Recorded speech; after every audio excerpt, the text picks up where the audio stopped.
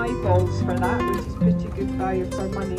So I do quite like it. It's quite a good visitor attraction. So that's on the left.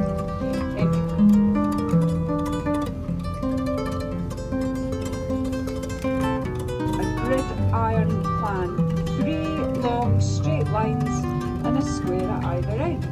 And I like bringing you along here because if you look at the plan, part of the design of this new town, the idea was residences on the left, a clear view on the right, and that's really what we're seeing today. And it was so that the view wasn't blocked. And I always think that this is a little bit cheeky because the people with money didn't want to live in the old town. However, they wanted to romantically look at it from a distance. So as you can see here, the two parts of the city do sit side by side.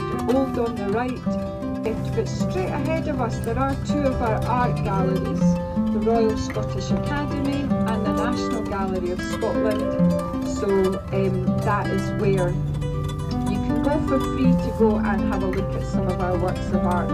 So if the weather sticks like this, that might be some good options.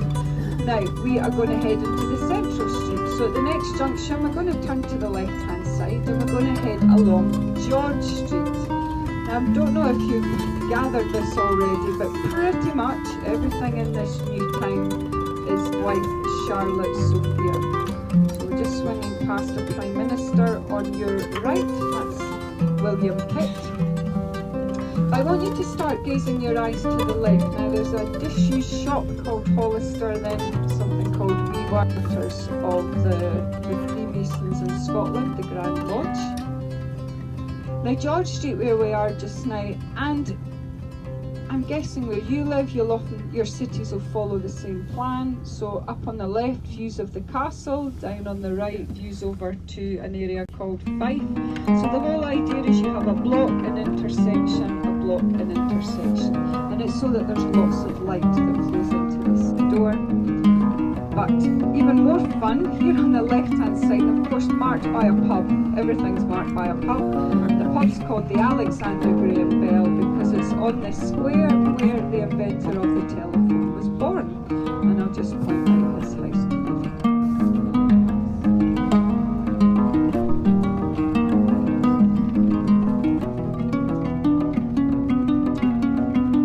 So this area here, this is called Charlotte Square. This really sets the scene for this grand new town. So 3 long streets and a square at either end, blue door, and that was where Alexander Graham Bell was born, number 14. So yes, the general public not allowed in the squares, only the residents here, and it still is private today.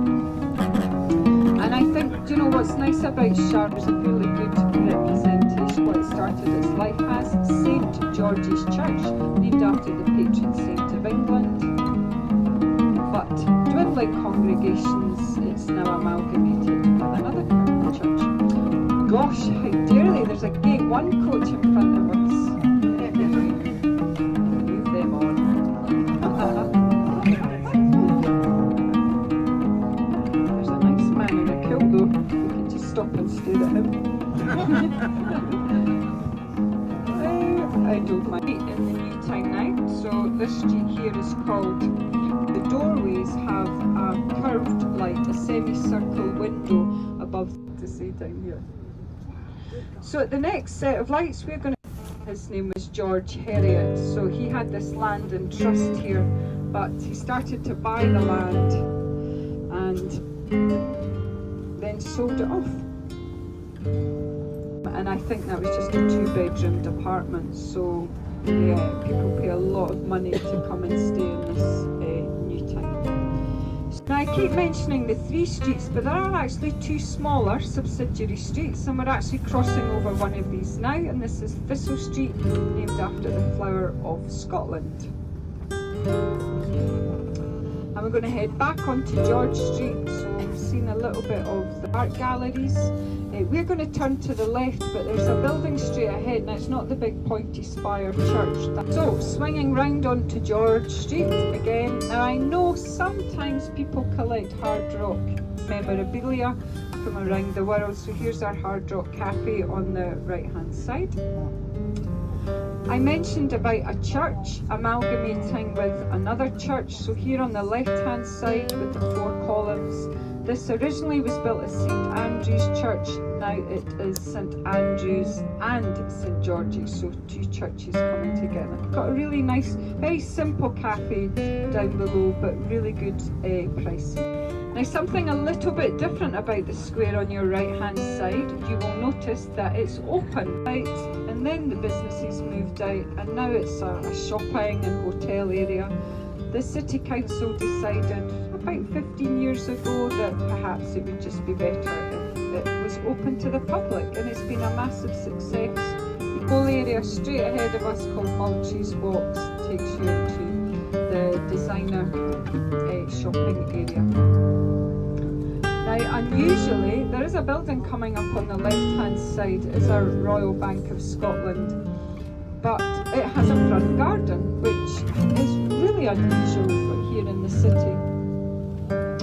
And the reason for that, the land here was actually meant to be a church, but the landowner got the church first. And I think he managed to squeeze in a little bit of a front garden, which you just really don't see here in the city.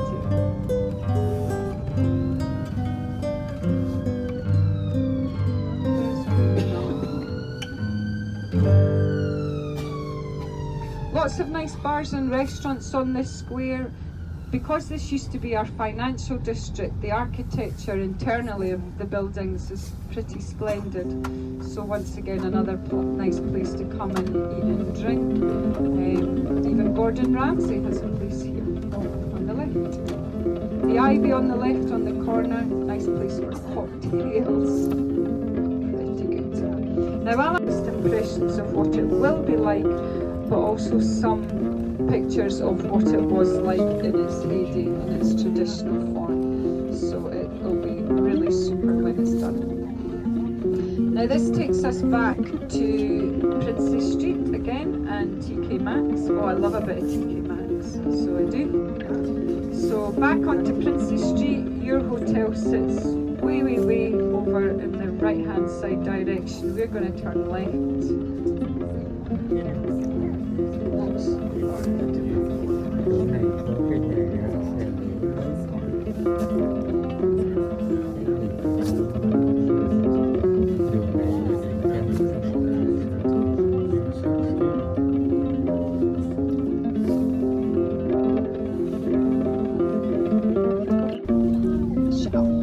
Right, now Princess Street I would say is the one that's changed most in the new town. So as I said, lots of shops and stuff. If your iPhone or iPad has broken, then the iPhone store is here on the left. Grand Hotel, the Balmoral, on the right, one of our 5-star hotels.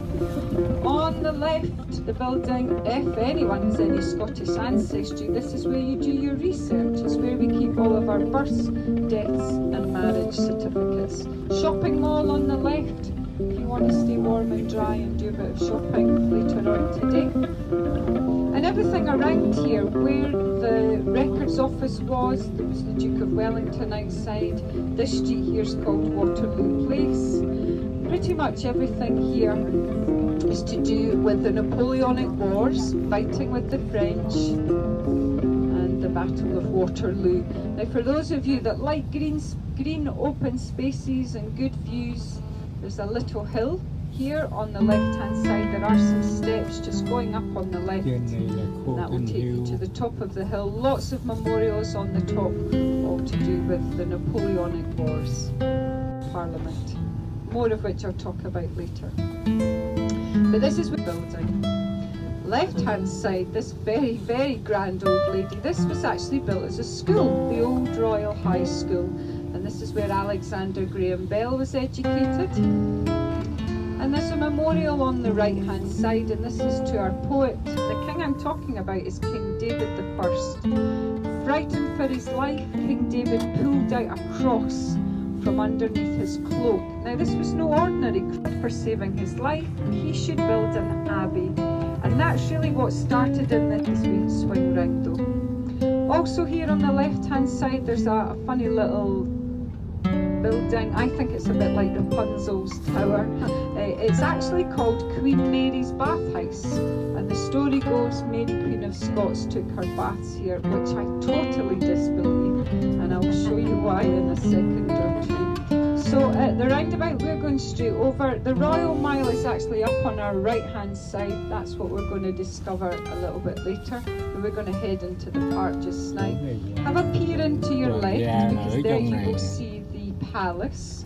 So what was happening was the royals came to stay in the abbey and the abbey buildings and the monastic buildings, and eventually this area became so popular that a palace was built. You might have noticed there's a super modern building on the right hand side. This is our parliament. I'm going to talk about this when we go back down this way. King James IV of Scotland, he was the first monarch to build the palace here. We don't see anything of his building though. If you peer into the left in the distance, we see his father's tower, which was built by King James V in the early 1500s, and it was even used by his daughter, Mary Queen of Scots. So we're going to turn left down into the park. So I mentioned everything here takes the same name as Holirood, meaning the Holy Cross. Rood means a medieval cross, often a division in a church. So the palace sits on the left. If you can see a building with scaffolding, that's the 12th century abbey. We're going to swing round and we might get other glimpses of your thing. Maybe this afternoon you want to come for a stroll, and maybe you'll really want to come for a stroll if you want to climb Edinburgh's on the right hand side with people standing on the top. That's the very top, and that's called Arthur's Seat, the man who built the abbey, because you're going to do more about them later. I do always head to the royal family. Now we have to look into this block on the left and see if we see our swans and their cygnets. Oh, hey, they are there.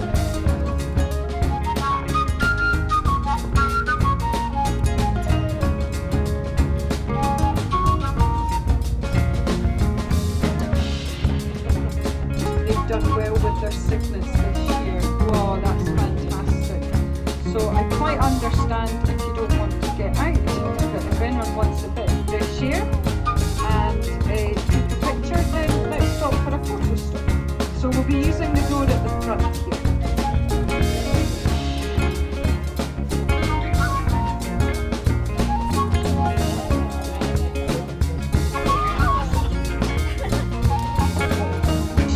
You look to your left hand side, you see the north.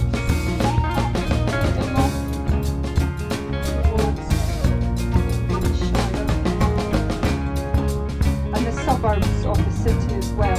Now the two locks that we've seen, the first one St Margaret's, the second one Dunsappy, they are both man-made, once again all down in Salbert. Down on the left hand side now though, you've got another lock. This is natural. So this is called Duddingston, takes its name from the little village, well frequented by Robert Louis Stevenson in his childhood.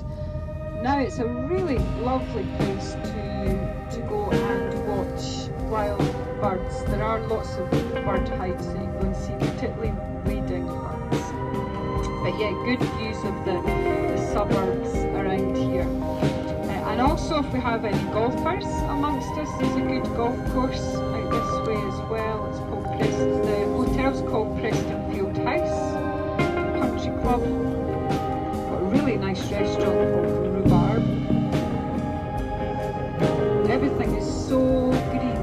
We've had so much rain. It's no wonder it's green. A little bit of sunshine. That's what makes us what we are. I see, I fell. Oh yes! So this is when the views not only of the suburbs of the city, but also heading back towards the old town. There is a hill, a range of hills ahead of us and to the left. You might be able to make out some white strips coming down. This is not part of the 7 hills of Edinburgh. We do refer to ourselves as similar to Rome, being a city of 7 hills. Arthur sees the biggest of those. But that range of hills over on the left, these are called the Pentland Hills, not part of the 7-hill structure. They do form part of what's called the Lothian and the Royal Mile, which is that's perfect. You don't. If you're wondering what the modern buildings are down on the left-hand side, it's actually part of the University of Edinburgh. It's their halls of residence. So I'll open the fridge again in case anyone wants water. Somewhat there. I have no strength. Right, folks, another photo stop.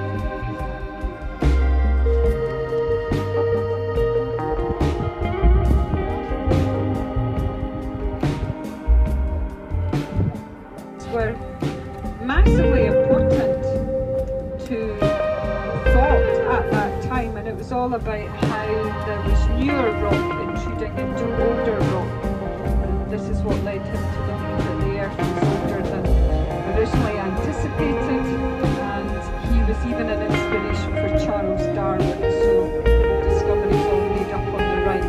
There is a path. I wanted to say there was a path, I'm not quite sure what's. They were unemployed, they were out of work. I think officially lectures haven't quite yet started. Maybe about the end of the month is the proper. Those on the right, you'll get good views of the palace and the abbey. Those on the left, you'll get good views of the parliament. So the palace is open to the public. That's another idea for your free time this afternoon. Oh, we're not going up this one. Wrong one, isn't it? I was just as bad, too busy talking.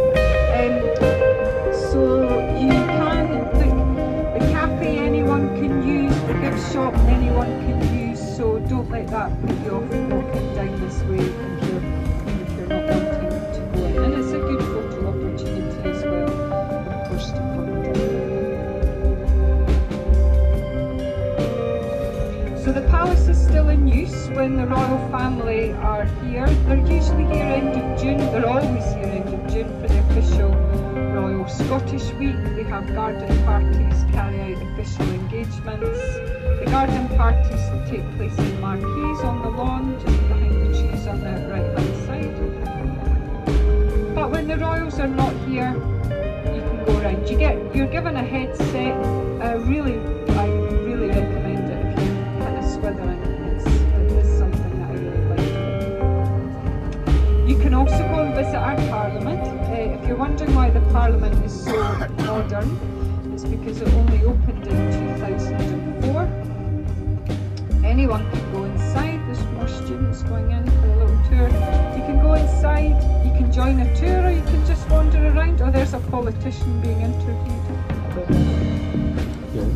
But I have a... That really didn't come out very well, did it? My partner, his best friend, he's the PR officer. He just finds it all hilarious. I think I've heard too many stories from him with the politicians. Right, we are now going up the Royal Mile, the most famous street in the old town. And actually, if you're looking at a map or you look at Google or you see street signs, you might not see the name Royal Mile all the time. Royal Mile is a fairly, modern's not the right word, but it's not the original name of this street. Now it's actually 4, some people say 5, streets that all run consecutively with each other. So, down at the palace, the first street is called Abbey Strand, and it takes its name from the Augustinian Abbey. This second street where we are just now, this is called the Cannon Gate, and it also has connections to the Abbey, and they are talking about the monks, the Augustinian canons who were resident at the Abbey. And gate, confusingly, doesn't mean gateway, it actually means walkway. So we're talking about the Augustinian canons, and they would walk on their way from their abbey all the way into, see if you see the stag's head at the very top. There's a museum on the left, just the little museum of Edinburgh, another museum on the right, the People's Story, a social museum. But these are all free, so something to bear in mind, that when you have your free time in the city, if you come down this way, there are lots of free things that you can do. I actually like the Cannon Gate. It's one of my favourite parts of the Royal Mile, and predominantly because it's a bit quieter than the rest of the Royal Mile.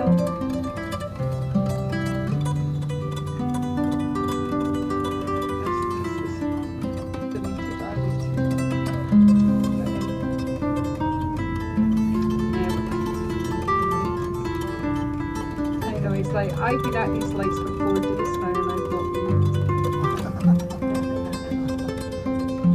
And certainly with regards to your afternoon and places to eat and drink, so if you do, after our castle visit, if you want to go out and about, there's certainly lots of opportunities, and it's something I would recommend. I always think, gosh, it's only 10:30 and I'm hungry now, but that's because this particular stretch here is worn and so yes, this is the Cannon Gate. Gate, as I said, means walkway, and it was a separate borough. Oh, the White Horse on the left, the oysters and seafood, originally from 1742. Nice. There's an, of course, if Edinburgh finished here, the world finished here. Why would you go any further? So this is where Edinburgh officially started, and it also takes us into the third street, which is called the High Street. Now, a colleague recently told me the place on the right, the storytelling centre, that bit's called the Haggis Box.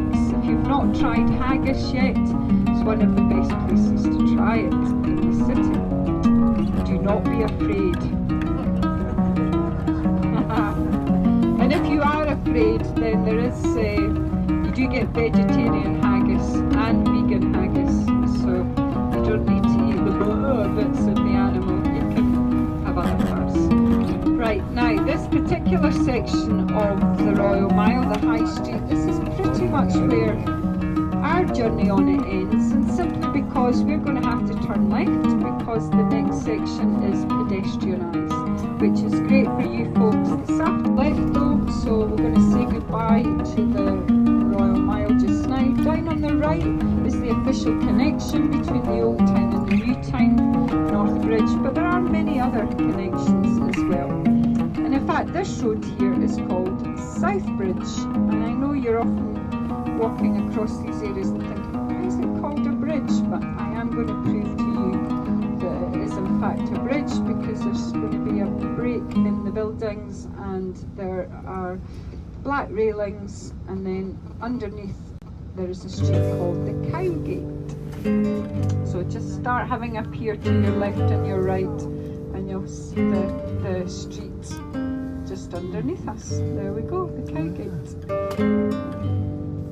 So we're going to turn right here to continue on our wee detour. Now definitely this is one of my favourite parts of the city, and if ever my son comes in to meet me, this is where we always end up, because there's a fantastic museum here, and once again it's free. It's got lots of restrooms, and we've got a badly parked coach. And last time I was here, it was badly parked there.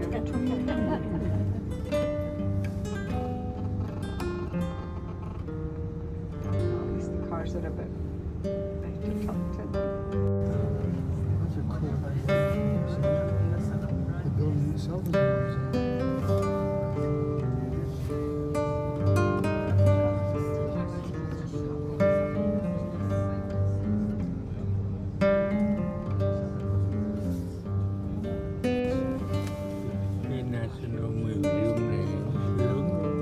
So the building on the left-hand side is the National Museum of Scotland. It actually is two parts. This modern part on our left is the Scottish collection, but back, as I said, all free to get into, a couple of good cafes, really good gift shops, 7 floors, just fill your boots with wonder. It's a really amazing building, so definitely recommend it. It's your afternoon. Now this is where I like to point out the smallest and the cutest statue in the city. Now he's going to be on your right. He's got a very shiny nose. It's underneath a lamppost, and it's a dog called Bobby. Now if you've missed Bobby, don't worry, because we're coming back. We're going to do a bit of a circle here.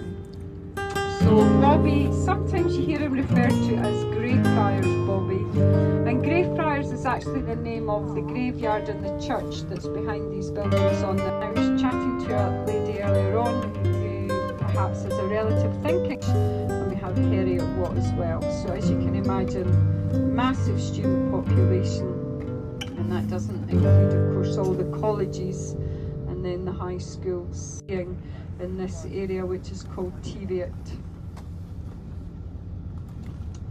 The round building on the left hand side, this is called McEwan's Hall.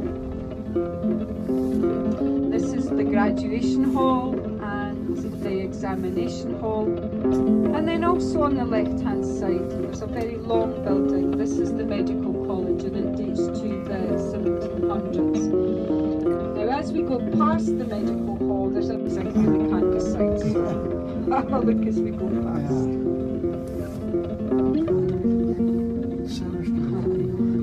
Pub on your right hand side, which of course is called Doctors because of its proximity to the medical.